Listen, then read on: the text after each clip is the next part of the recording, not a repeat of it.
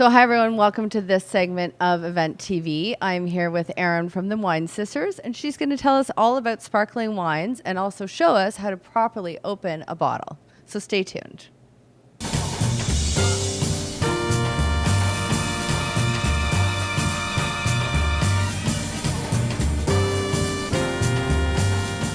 I'm here with Erin from the Wine Sisters. She is the founder and sommelier at the Wine Sisters. So tell me a little bit about the Wine Sisters. So the Wine Sisters started 7 years ago. It's a wine events and sommelier services company in Toronto, but we go across the country if we need to. It was founded by my sommelier sister, so she's really my biological sister, and now we've grown after 7 years to have a team of about 5 or 6 of us that are now all certified sommeliers, so it's a lot of fun. And how does the Wine Sisters service events?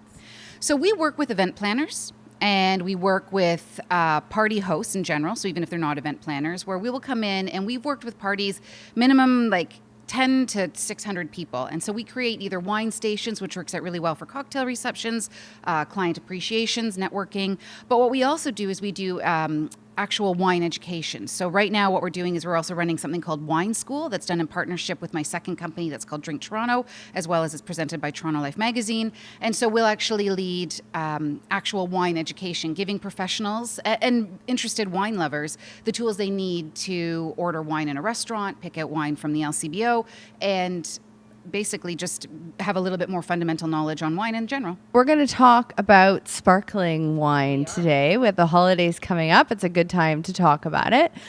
So tell me a little bit, just one-on-one on sparkling wine.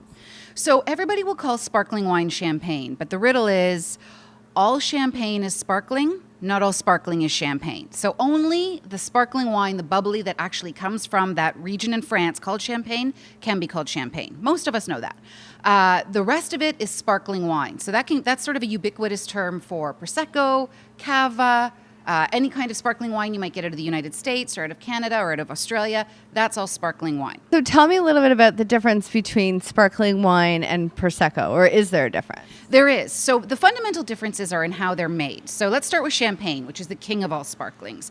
And champagne is basically done by creating the bubbles in the bottle. The actual bottle that you buy from the shelf of the LCBO, that's where the bubbles were created. So basically you make your still wine, you add a little bit more sugar and yeast, and you top it with the cork. That yeast will eat sugar, of course, and create a byproduct of carbon dioxide, which is the bubbles. This is very scientific and a little bit boring, but bottom line, that's how you get your bubbles in the bottle. It's fairly laborious, and that's a bit of the reason for the expense as well. That was formerly known as the champagne method. Now it's called the traditional method. And you'll see even in Canada or the United States or Australia, you'll see on the label something that's called traditional method. Okay. And the traditional method is the same as the champagne method. So all of these bottles got their bubbles in the bottle. So that's the traditional method. Prosecco, which comes from Italy specifically, that's done in a larger tank so that you don't get the bubbles in the bottle. You put them into a larger tank, and then that's how you add your sugar and your yeast in larger formats, and that creates a different profile. So something that's a little bit fruitier, a little bit lighter. So the notes that we get in a traditional method sparkling will be something that's a little bit more brioche, more lemony, more pastry-like, whereas in Proseccos, we have a tendency to get something that's a little bit fresher, a little bit fruitier. So when you're serving it for a group, is there a particular type of wine that you think would be more pleasing to the masses?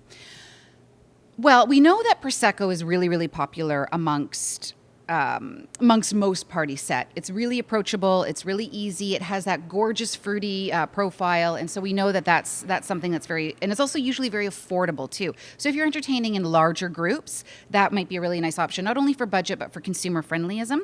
Also, if you're going to be making cocktails, and we'll talk about a cocktail that can be made with bubbly in a second, that might be a better option because you're not going to be spending quite as much. I hate to sound like a buzzkill, but believe it or not, there's more pressure in a bottle of sparkling wine than there is in an 18-wheeler tire. So there actually is a lot of pressure in here, and you don't want to be doing something, at the end of the Super Bowl, not that I've ever been in a Super Bowl locker room or anything, but, they're shaking up the champagne and then they're letting it burst all over the place. That's actually extremely dangerous, and you can lose an eye. And I'd hate to say you can shoot your eye out, but you can't. Let's open up the entourage. This is from Jackson Triggs. So these are all great, great bubblies. And there's going to be a little tab here. It's a bit dark in here, and I'm getting old and I can't see. There we are. So that tab is on pretty much you can see that they might be just little tabs. Comes off fairly cleanly. Here's a little trick. See this little doodad? This little lever? So I'm left-handed. Obviously, if you're right-handed, you'll do it the other way. So this comes down, and no matter what bottle, whether it's Prosecco, Cava, champagne, sparkling wine, it's 6 turns. Ready? 1, 2, 3, 4, 5, 6. Always 6 turns. Yeah, always, always. You can keep that as a memento if you'd like. I will. Thank you. Now, if you don't have a bottle that's chilled enough, and let's pretend this was summertime, you're in a really hot, humid environment, and you've got this, sometimes these will come flying off. So now it's really important to keep your face away from the cork, because I've taken off corks and they've just blown just because of the pressure inside. So you want to be a little bit careful about that. Again, I'm left-handed, you'll do it the other way. I want to make sure you can see that. So I like to do it this way. You want to turn, firm hands on there. I like to turn from the bottom, keeping the top, so you're not twisting the cork off, you're turning the bottom away from the cork, okay? And what I like to do is I like to keep my thumb firmly on the top.